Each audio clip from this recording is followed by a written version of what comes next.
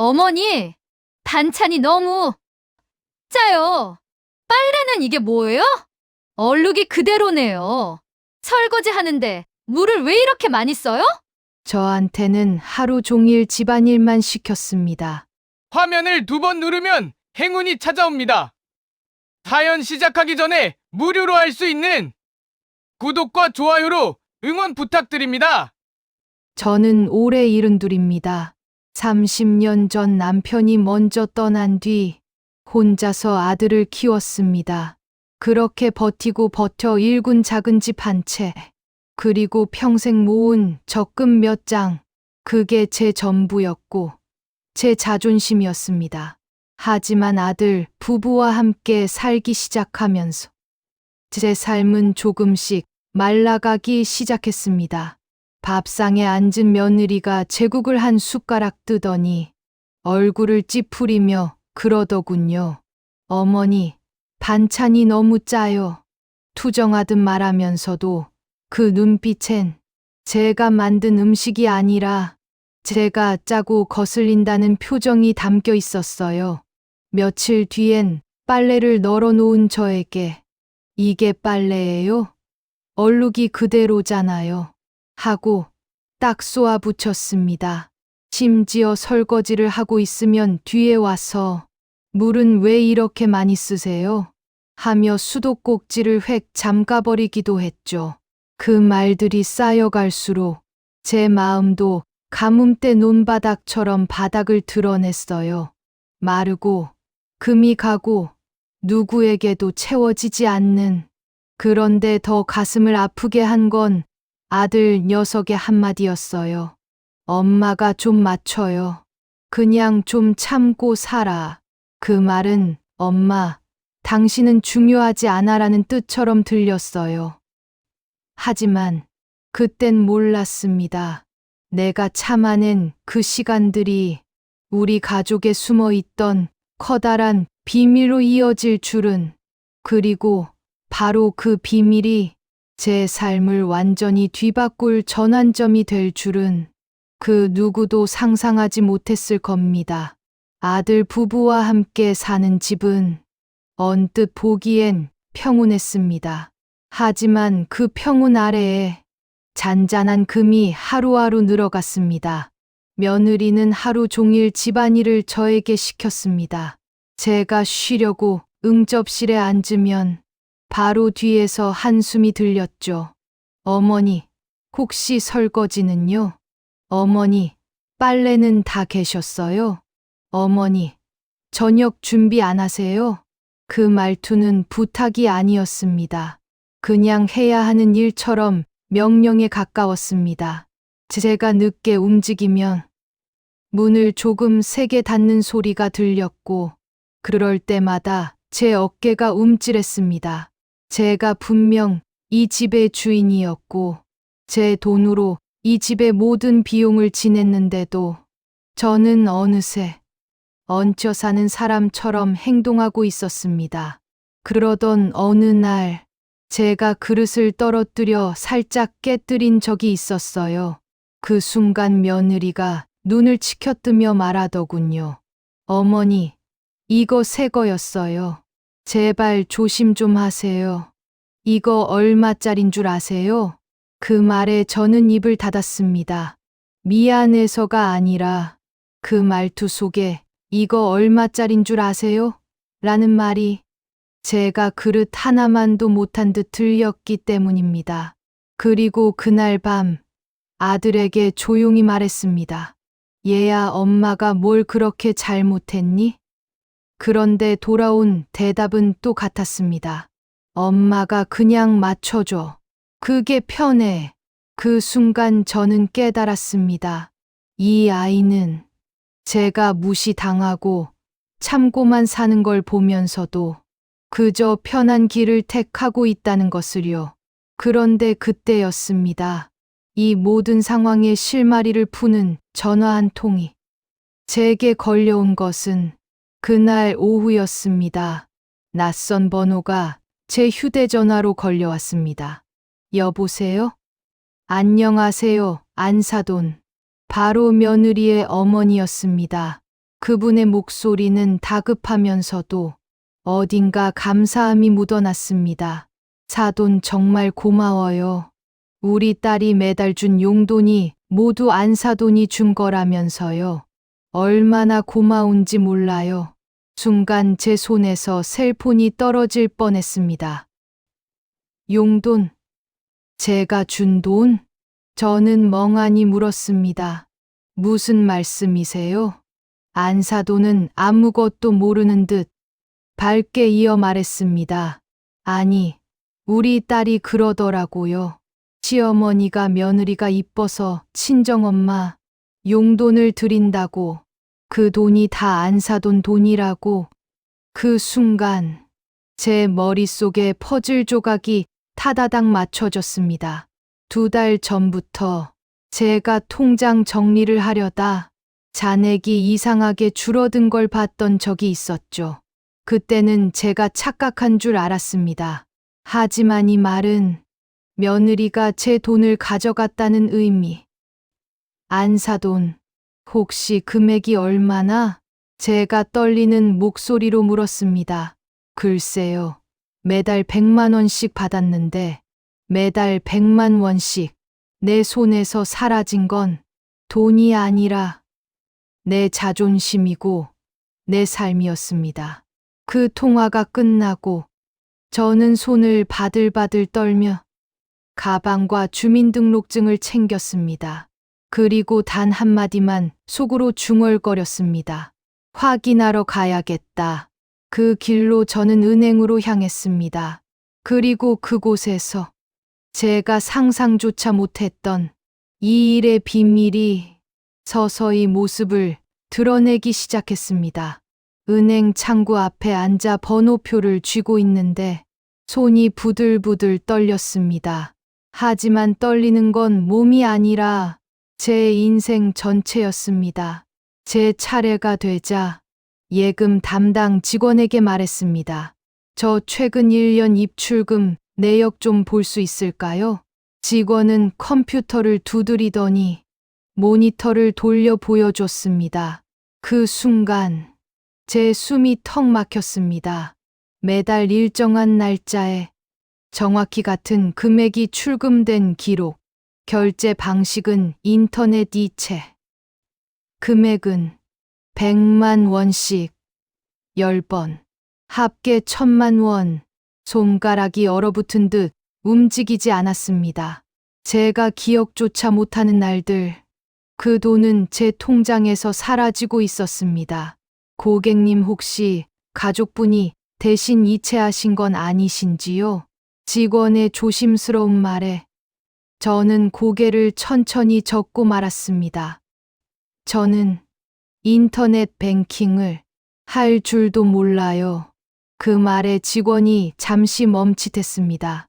그리고 눈빛이 단번에 바뀌었습니다. 경계, 걱정, 그리고 조심스러운 확신.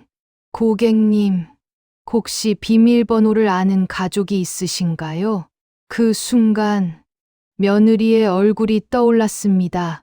1년 전쯤 제가 카드 비밀번호를 몰라 헤매던 날, 며느리가 도와준다고 다가오며 어머니, 제가 옆에서 알려드릴게요 하고 웃던 그 장면. 그때 제 비밀번호를 훔쳐본 건 아니었을까?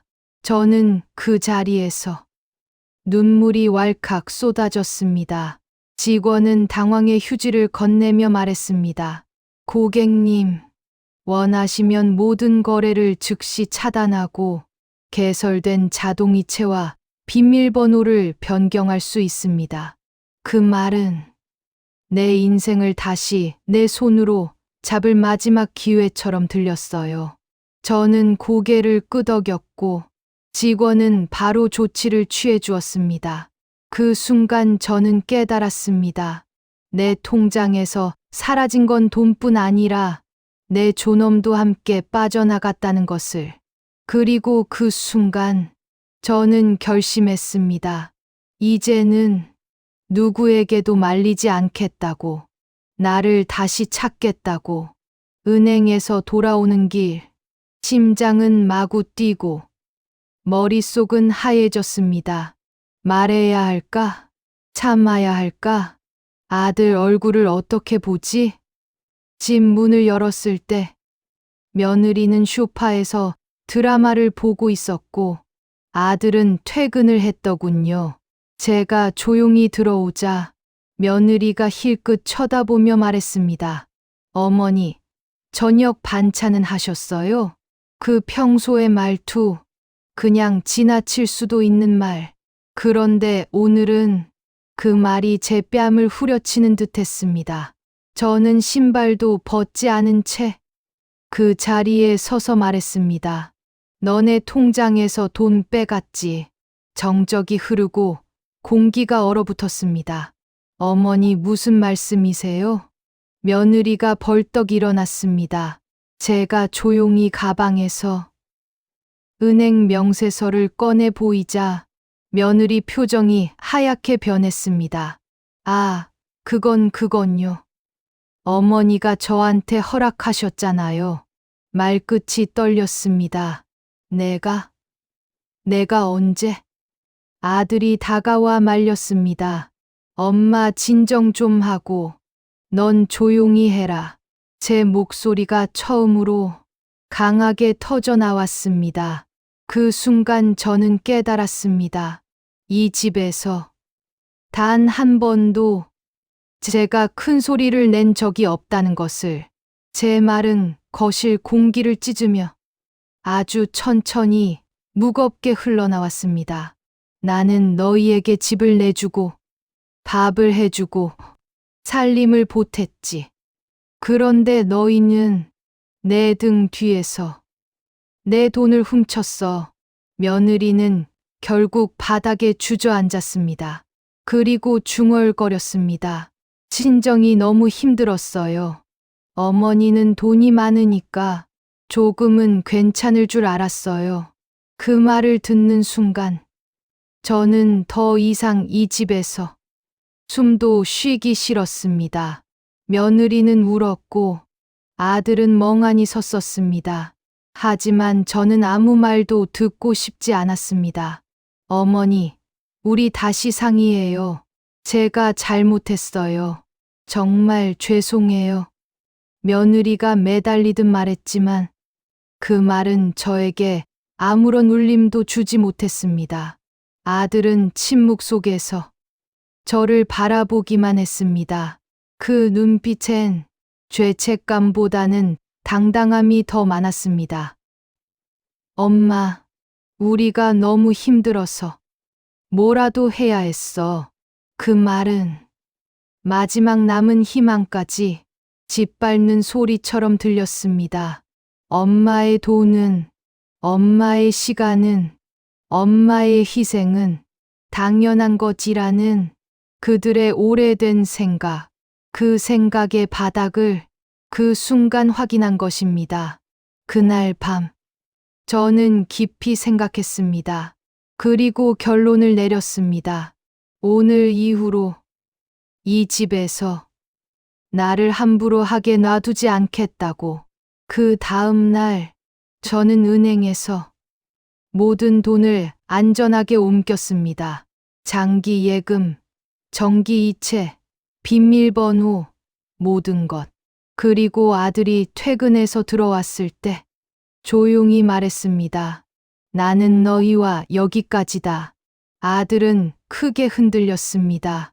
엄마, 그게 무슨 말이야? 우리 가족인데. 저는 천천히 말했습니다. 가족이면 나를 무시하고 속이지는 않았겠지. 그 말에 아들의 얼굴이 굳었습니다. 며느리도 아무 말도 못했습니다. 저는 준비해둔 봉투를 꺼내 테이블 위에 조용히 내려놨습니다. 여기 내가 그동안 낸 공과금, 생활비 계산한 거다. 너희가 힘들다고 해서 도와줬지. 하지만 이제부터는 각자 알아서 살아야 한다. 아들은 눈물을 글썽이며 말했습니다. 엄마, 우리가 그렇게까지 한 건 아니잖아. 저는 고개를 끄덕였습니다. 맞다. 너희는 그렇게까지 한 게 아니다. 그 이상을 했지. 그날 밤, 아들 부부는 제 방문 앞에 서서 한참을 서 있었습니다. 하지만 저는 문을 열지 않았습니다. 그리고 다음 날, 저는 짐을 정리하고 제가 오래전부터 꿈꾸던 조용한 원룸으로 이사를 갔습니다. 작은 방, 작은 창문. 그런데 웃기게도 그 방에서 처음으로 숨을 쉬는 느낌이 들었습니다. 나를 다시 나라고 부를 수 있는 공간이었습니다. 이사를 온 지 일주일 후 아들에게서 연락이 왔습니다. 엄마가 없으니까 집이 허전해. 저는 잠시 말이 막혔습니다. 아들의 목소리는 어린 아이 같았습니다. 그리고 알았어. 엄마가 얼마나 생각하고 얼마나 참았는지 이제서야 느껴. 그 말에 제 눈에서도 눈물이 떨어졌습니다. 며느리도 연락이 왔습니다. 어머니 죄송해요. 제가 너무 상처만 드렸던 것 같아요. 저는 그 말에 부드럽게 대답해 줬습니다. 그래. 우린 다시 천천히 시작하면 된다. 그 순간 깨달았습니다. 저는 화를 내려고 이 집을 나온 게 아니라 저를 지키려고 나온 것이었습니다. 그리고 그 선택이 가족 관계를 완전히 끄는 것이 아니라 새로 정리한 거였습니다. 저는 이제 내 인생을 나답게 사는 모습으로 살아가고 있습니다. 이제는 말합니다. 제가 너무했나요? 아니요. 저는 이제야 제 삶에 맞는 인생을 시작한 것뿐입니다.